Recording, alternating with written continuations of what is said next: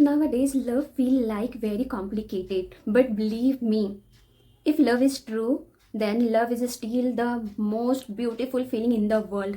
मतलब कि इससे ज़्यादा सुंदर और वंडरफुल फीलिंग और कुछ हो ही नहीं सकता. दैट्स वाई हम लोग अपनी मम्मी से सबसे ज़्यादा प्यार करते हैं, क्योंकि उनका जो प्यार होता है वो अनकंडीशनल होता है, प्योर होता है, बहुत ही सिंपल होता है. मतलब कि इसमें हम लोग डाउट ही नहीं कर पाते कि वो हमसे प्यार करती है या नहीं. तो अगर आप अब तक कंफ्यूज है किसी पर्सन को लेकर के या खुद को लेकर के कि आप किसी के साथ प्यार में हो या नहीं, या फिर कोई इंसान आपके साथ प्यार में है या नहीं, वो आपसे प्यार करता है या नहीं, तो आप सही वीडियो देख रहे हैं. आज हम लोग प्यार के 3 फंडामेंटल नीड के बारे में डिस्कस करने वाले हैं, जो ये डिफाइन करेगा कि आप सच में प्यार में हो या नहीं, या कोई इंसान आपको सच में प्यार करता है या फिर ये कुछ और है. तो सोचो, अगर आपको भी ये अनकंडीशनल प्यार अपने पार्टनर से मिले, जैसे कि मम्मा करती है आपसे, सेम अनकंडीशनल प्यार आपको अगर आपके पार्टनर से मिलता है, तो you can also feel this कि आप दुनिया के सबसे लकीस्ट पर्सन में से एक हो. सच में, अगर किसी के पास प्यार की ताकत है ना, तो वो दुनिया का हर कुछ जीत सकता है, हर कुछ कर सकता है, हर बुरी सिचुएशन से निकल सकता है. तो ये बहुत ज़रूरी हो जाता है कि आप एक सही इंसान के साथ हो. तो ये चूज कर पाना आज के डेट पे थोड़ा कॉम्प्लिकेटेड हो गया है, क्योंकि प्यार को इतना कॉम्प्लिकेटेड बना दिया गया है. बट बिलीव मी, प्यार में 3 चीज़ें बहुत ज़्यादा इंपॉर्टेंट है, जो कि आज मैं डिस्कस करने वाली हूँ. अगर आपके प्यार में ये तीनों चीज़ें हैं, देन बिलीव मी कि आप दुनिया के सबसे लकी पर्सन में से एक हो. तो स्टार्ट करते हैं. ये मेरा पॉइंट ऑफ व्यू है अभी, लेकिन 100% श्योरिटी के साथ में कह सकते हो कि अगर ये आप वीडियो बहुत प्यार से देखते हो और दिमाग को खोल करके देखते हो, तो at the end of this video आपका भी ये पॉइंट ऑफ व्यू होगा कि ये 3 थिंग्स आपके प्यार में होना ही चाहिए, इसके बिना प्यार इम्पॉसिबल है. तो पहला जो सबसे इम्पॉर्टेंट चीज़ आता है वो है ट्रस्ट. अगर आपके प्यार में ट्रस्ट है, अगर 2 लोगों में ट्रस्ट है, तब प्यार पॉसिबल है. अगर जहाँ भी ये ट्रस्ट ब्रेक होना स्टार्ट होता है या कोई भी छोटा मोटा डाउट स्टार्ट होता है, तो वहाँ से प्यार कम होना स्टार्ट हो जाता है. तो ट्राई करो कि आप एटलीस्ट किसी का ट्रस्ट खराब मत करो. बहुत बार ऐसा होता है कि हमें कन्फ्यूजन हो जाता है, मिसअंडरस्टैंडिंग हो जाती है कुछ कम्युनिकेशन गैप के कारण. तो आप ट्राई करो कि बैठ करके आप कम्युनिकेट कर पाए, उससे समझा पाए, एटलीस्ट वो चीज़ सोल्व कर पाए. अगर आप ये काम तुरंत नहीं करते हो, तो ट्रस्ट मी, ये ज़्यादा दिन की मेहमान नहीं होगी. तो इसीलिए हमेशा याद रखिए कि आप किसी का ट्रस्ट ना तोड़ो. और हाँ, अगर आपका ट्रस्ट बार बार तोड़ा जा रहा है, तो समझ जाइए कि यहाँ पे प्यार पॉसिबल नहीं है. प्यार का पहला जो बेस थिंग होता है ना, वो होता है ट्रस्ट. तो आप कभी ट्रस्ट मत तोड़ो. और आपका ट्रस्ट अगर कोई बार बार तोड़ रहा है, तो आप सोचो कि उसके साइड से प्यार तो नहीं हो सकता है. और सेकेंड, बहुत ही इंपॉर्टेंट चीज़ है रिस्पेक्ट. अगर आप एक दूसरे की रिस्पेक्ट करते हो, सीरियसली आप सिर्फ एक दूसरे की रिस्पेक्ट करते हो और आप लोगों में ट्रस्ट है, तो अगर आप में अभी इनिशियल टाइम में अगर प्यार नहीं भी है, तो वो प्यार हो जाएगा. लेकिन ये 2 चीज़ बहुत ज़्यादा इंपॉर्टेंट होती है. लेकिन अगर आप किसी को रिस्पेक्ट नहीं करते, उसके बाउंड्रीज़ को, फीलिंग्स को, उसके जो थाट्स है, उसको, उसकी रिस्पेक्ट आप नहीं कर पाते हो, तो बिलीव मी, आप उससे प्यार नहीं कर सकते हो. जब हम लोग किसी से प्यार करते हैं तो उसकी रिस्पेक्ट करते हैं. और एक सच बात बताओ, अगर कोई लड़का प्यार में है ना और किसी की रिस्पेक्ट करता है ना, तो वो एक तबायत से भी प्यार कर सकता है. अगर आप लोगों में रिस्पेक्ट नहीं है या फिर रिस्पेक्ट ख़राब होने लगा है, तो आपको अपने रिश्ते को एवेलुएट करने की ज़रूरत है कि क्या ये सच में अब भी आप उससे प्यार करते हैं, या फिर आप प्यार कर पाएंगे उससे.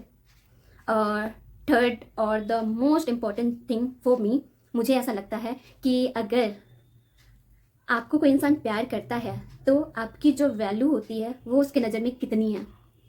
या फिर आप किसी से प्यार करते हो, तो आपकी नज़र में उसकी वैल्यू क्या है.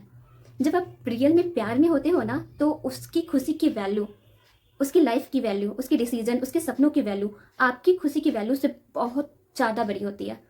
अगर उस इंसान की खुशी आपको छोड़ने में है ना, तो आप इजीली उसे जाने दोगे. जैसे कृष्ण जी कहते हैं कि अगर आप किसी के साथ प्रेम में हो, तो आप उसे जाने दो, आप उसे पकड़ के मत रखो. क्योंकि रियल प्यार यही होता है कि जब वो इंसान खुश होगा, तो उसकी खुशी में आपकी खुशी होगी. आपको ये नहीं लगेगा कि वो इंसान मेरे पास क्यों नहीं है, वो इंसान को मेरे पास होना चाहिए. वहाँ पे ये किसी भी चीज़ की रिक्वायरमेंट होगी ही नहीं. तो आपकी क्या वैल्यू है. और वैल्यू वैल्यू का मतलब बस पाना या छोड़ना नहीं होता। वैल्यू का मतलब ये होता है कि आप उसके डिसीजन का कितना वैल्यू कर रहे हो। अगर मान लीजिए कि आपको आदत है स्मोक करने की, ड्रिंक करने की, अगर आपके पार्टनर को ये चीज़ नहीं पसंद है कि आप ड्रिंक करो, स्मोक मत करो, या फिर ड्रिंक स्मोक मत करो, तो आप बस उसकी थोड़ी सी खुशी के लिए ना, आपको 2 मिनट नहीं लगेगा कि आप स्मोक और ड्रिंक छोड़ दो। इतना स्टोरी मैं आपके साथ शेयर करना चाहती हूँ। मेरे पड़ोस में ही एक अंकल आंटी रहते हैं और मेरे नज़रिए से अगर देखा जाए तो वो दुनिया के सबसे बेस्ट कपल में से एक है। जब मैंने उनसे बात किया तो मुझे पता चला कि शादी से पहले अंकल बिल्कुल अलग पर्सनैलिटी रखते थे। वो हमेशा ड्रिंक करते थे, स्मोक करते थे, लड़ाई झगड़ा तो रोज़ की बात थी। मतलब कि उनका गुस्सा ऐसे नाक पे रहता था उनका। मतलब कि कभी भी किसी से भी झगड़ा कर लिया, कभी भी किसी से लड़ लिया, मतलब कहीं से भी कुछ भी तोड़ फोड़ करके आ जाना। तो ये उनकी पर्सनैलिटी थी। मम्मी कहती है कि नेचर एंड सिग्नेचर चेंज नहीं होता, बट मैंने यहाँ पे होते हुए देखा। जब अंकल की शादी हुई, उनको आंटी से प्यार हुआ और आंटी को ये सब चीज़ें बिल्कुल पसंद नहीं थी। उन्होंने कभी फोर्स नहीं किया कि आप ड्रिंक मत करो, आप स्मोक मत करो, आप झगड़ा मत करो, मुझे डर लगता है। उन्होंने कुछ भी नहीं कहा, बस उन्हें पसंद नहीं था। बट जब अंकल ने ये रियलाइज़ किया ना कि इससे हमारा रिश्ता ख़राब हो रहा है, ऐसा नहीं कर सकते हैं वो उनकी खुशी के लिए, तो उसने ये सारी चीज़ें छोड़ दी। बिलीव मी, 18 ईयर के इस रिश्ते में आज तक अंकल आंटी पे एक बार भी साउटेड नहीं हुए, चिल्लाया नहीं है, किसी से झगड़ा नहीं किया है उन्होंने। उन्हें 2 महीने नहीं लगे स्मोक और ड्रिंक को छोड़ने में। तो ये रियल प्यार है जो मैंने अपने आंखों से देखा। मुझे लगता है कि प्यार ऐसा ही होना चाहिए, जहाँ पे आपको अगर पता चल जाए कि सामने वाले को नहीं पसंद है ये काम, मेरे लिए हार्मफुल है, उसे तकलीफ होती है, तो आप वो काम, वो इंसान छोड़ सको। तो अब आप ये समझ सकते हैं कि रियल प्यार की क्या वैल्यू है और रियल प्यार में क्या ताकत है।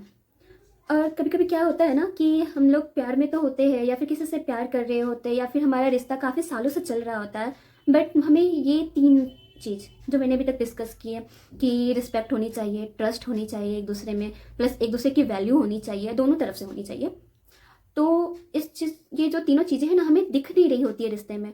इसे ना क्लियरली देखना थोड़ा मुश्किल हो जाता है।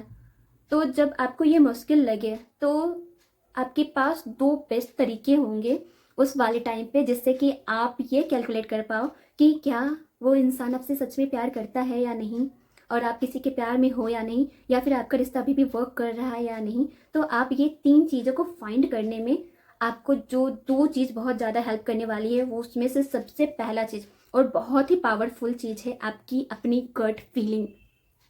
Believe on me, gut feeling जो आपकी होती है ना, वो एक तरह से ना अंतरात्मा की आवाज़ होती है। आप कहो तो ये सबकॉन्शियस माइंड का वॉइस होता है। बहुत बार क्या होता है ना कि हम लोग कुछ कुछ इंसिडेंट, कुछ कुछ चीज़ें, कुछ कुछ बातें उतना नोटिस नहीं कर पाते, हमारा जो माइंड है वो नोटिस नहीं कर रहा होता, लेकिन उससे भी जो स्पीड काम कर रहा होता है वो हमारा सबकॉन्शियस माइंड होता है। वो इन्वायरमेंट में होने वाले, आपके सराउंडिंग्स में होने वाले एक एक छोटी छोटी चीज़ों को नोटिस करता है, देखता है, कैलकुलेट करता है, इवेलुएट करता है और आपको टाइम टू टाइम बताता रहता है कि कुछ तो गड़बड़ होने वाला है, या फिर कुछ तो बहुत अच्छा होने वाला है। कभी कभी आपको ना अंदर से ये फीलिंग आने लगती है कि कुछ तो बहुत अच्छा होने वाला है, लेकिन आपको समझ में नहीं आता कि क्या अच्छा होने वाला है, लेकिन ये आपकी गट फीलिंग होती है। बहुत बार ऐसा होता है कि आपके साथ कुछ गलत हो रहा होता है, आपको पता ही नहीं चलता कि क्या आपके साथ गलत हो रहा है, लेकिन आपकी गट फीलिंग आपको बता रही होती है स्टिल कि कुछ तो गलत हो रहा है, या फिर वो इंसान मेरे लिए अच्छा नहीं है या फिर अच्छा है। ये क्लियर हमारा गट फीलिंग बोल रहा होता है। लेकिन कभी कभी क्या होता है ना कि हम लोग बहुत ज़्यादा स्ट्रॉन्ग फीलिंग में होते हैं, कभी कभी बहुत ज़्यादा खुश वाले फीलिंग में होते हैं, तो भी हम अपने गट फीलिंग को इग्नोर करते हैं। बहुत बार बहुत ज़्यादा हम लोग दुखी होते हैं, उस वाले टाइम पे भी हम अपने गट फीलिंग को इग्नोर कर देते हैं। लेकिन अगर आप उस वाले टाइम पे अपने गट फीलिंग पे भरोसा करो तो ये जो गट फीलिंग है ना, ये कभी भी आपको धोखा नहीं देगी, कभी भी आपसे झूठ नहीं बोलेगी। ये जितना ज़्यादा आपके सराउंडिंग्स में होने वाले छोटे छोटे चीज़ों को नोटिस करती है, जो कि आपका माइंड तक नोटिस नहीं कर पाता, उस चीज़ को भी वो नोटिस करती है। एक्चुअल में क्या होता है ना, जो हमारी गट फीलिंग होती है ना, वो इन्वायरमेंट के साथ इतना ज़्यादा डायरेक्टली कनेक्टेड होता है, यूनिवर्स के साथ इतना ज़्यादा कनेक्टेड होता है कि ये चीज़ों को बहुत जल्दी ही कैलकुलेट कर पाता है, समझ जाता है, और वो आपको बताना भी चाहता है। लेकिन हमारा जो बिजी शेड्यूल है, हमारी जो बाकी फीलिंग्स है, इतनी ज़्यादा स्ट्रांग होती है कि हम बहुत बार इसको इग्नोर कर देते हैं। हमें पता तो चलता है, लेकिन अब जब इसको रेगुलर इग्नोर कर रहे होते हैं ना, तो ये भी चीज़ें बताना छोड़ देता है। तो अगर आप भी अपने गट फीलिंग को अच्छे से सुनना चाहते हो और अब नहीं समझ पा रहे हो, तो थोड़ी देर आप खुद को शांत वाली जगह पे बैठो, आप सोचो, और ये भी नहीं हो पा रहा तो आप धीरे धीरे ट्राई करो कि आप 10-10 मिनट का मेडिटेशन एटलीस्ट करते जाओ। जब आप मेडिटेशन करोगे ना तो आप यूनिवर्स के साथ कनेक्ट होना सीख जाओगे, आपकी गट फीलिंग को आप सुनना सीख जाओगे कि क्या मेरा गट फीलिंग कहना चाह रहा है। और एक सीक्रेट की बात बताओ, जिन लोग भी बहुत ज़्यादा ओवर थिंकर होते हैं उसकी गट फीलिंग बहुत ज़्यादा स्ट्रॉन्ग होती है। आप देखते होंगे जिन लोग भी ओवर थिंकर होते हैं उन लोगों के साथ क्या होता है कि उन लोगों को ना चीज़ें बहुत पहले से पता होती है। क्यों? क्योंकि उसके बारे में वो लोग सोचते हैं, अपने गट फीलिंग को वो सुनते हैं। मैक्सिमम चीज़ उनको पहले से पता होती है कि उसके साथ क्या होने वाला है, नहीं होने वाला है। तो अगर आपको भी अपना गट फीलिंग की बातें सुननी है या फिर समझ में नहीं आ रही, क्लियर इंडिकेशन आपको नहीं मिल रहा है, तो आप 10 मिनट रोज़ 2 दिन 3 दिन आप बैठो, आप खुद की सुनना स्टार्ट करो, आपको क्लियर इंडिकेशन मिल जाएगा। और आप इसे गॉड का इंडिकेशन भी मान सकते हैं क्योंकि आपको ये चीज़ें इन यूनिवर्स बता रही होती हैं। ये तो रहा पहला चीज़ कि आप अपने गट फीलिंग से कैसे आप एवल्यूएट कर सकते हो कि आप सच में प्यार में हो या नहीं, या सामने वाला आपसे प्यार करता है कि नहीं। उसके लिए 3 चीज़ फाइन जो करना रहता है, ट्रस्ट, रिस्पेक्ट और आपकी वैल्यू। तो जब आप नहीं क्लियर समझ पाते तो आपका गट फीलिंग ये आपको क्लियर बताएगा। और second thing is gut feeling तो आपके मन की बात हो गई, एक तरह से कहा जाए तो यूनिवर्स की बात हो गई। लेकिन जब आप इस चीज़ को मेंटली कैलकुलेट करना चाहते हो, माइंड से कैलकुलेट करना चाहते हो कि हाँ ठीक है, मैंने अपने दिल की भी सुन ली, गट फीलिंग की भी सुन ली, और अब मुझे माइंड से भी कैलकुलेट करके देखना है। It's a very important decision होता है लाइफ का, एक पार्टनर को चूज करना या फिर किसी पार्टनर के साथ आना या फिर उसको छोड़ना, ये बहुत ज़्यादा ही इंपॉर्टेंट चीज़ होता है। तो आप इसमें बिल्कुल भी जल्दी ना करें। तो जो सेकेंड जो आप मेंटली कैलकुलेट कर सकते हैं वो है सामने वाले इंसान का वर्ड्स और उसके रिएक्शन, उसका जो वर्ड हो रहा है और उसकी एक्टिविटी मैच कर रही है या नहीं कर रही है। अगर वो जो बोल रहा है सेम काम वो कर रहा है, डेट मीन्स वो जेन्युइन इंसान है, वो सही बोल रहा है, आप उस पर ट्रस्ट कर सकते हो। ओके। लेकिन अगर कोई ऐसा इंसान है, फॉर एग्जाम्पल कोई इंसान है जो बार बार बोल रहा है कि ठीक है अब से मैं ड्रिंक नहीं करूँगा, या फिर मैं बाहर ध्यान नहीं दूंगा, या फिर मैं अब तुम्हारे साथ अच्छे से रहूँगा, वो बार बार ये बात बोल रहा है लेकिन उसका एक्शन बिल्कुल ही मैच नहीं कर रहा होता है। वो बार बार सेम गलतियां कर रहा होता है, बार बार आपको हर्ट कर रहा होता है, बार बार आपको तकलीफ दे रहा होता है। वो बार बार कह तो रहा है कि मैं सुधर जाऊंगा या मैं सुधर जाऊंगी, लेकिन वो सुधर नहीं पा रहा है। तो उस वाले टाइम पर उसका वर्ड और उसके एक्शन बिल्कुल मैच नहीं करें। आप 1 बार 2 बार चांस दे करके देख सकते हो, लेकिन बार बार उसको चांस देना ये बेवकूफ़ी है। आप उस इंसान पे ट्रस्ट बिल्कुल नहीं कर सकते हो जिसका वर्ड और जिसके एक्शन बिल्कुल मैच नहीं करते हैं। तो ये 2 चीज़ें हैं जिसपे कि आप एवेल्यूएट कर सकते हो कि आपको किसी पे ट्रस्ट करना है या नहीं करना है। तो आपको ये मेरी पूरी वीडियो कैसी लगी और आपका ये इससे कुछ भी बेनिफिट हो पाया, या फिर आपको लगता है कि हाँ प्यार में ये 3 चीज़ें होना मस्ट इम्पॉर्टेंट है, तो मुझे आप कमेंट में ज़रूर बताएं। और आपको अगर इस पे और कुछ रिलेटेड वीडियोस चाहिए तो आप मुझे कमेंट जरूर करें।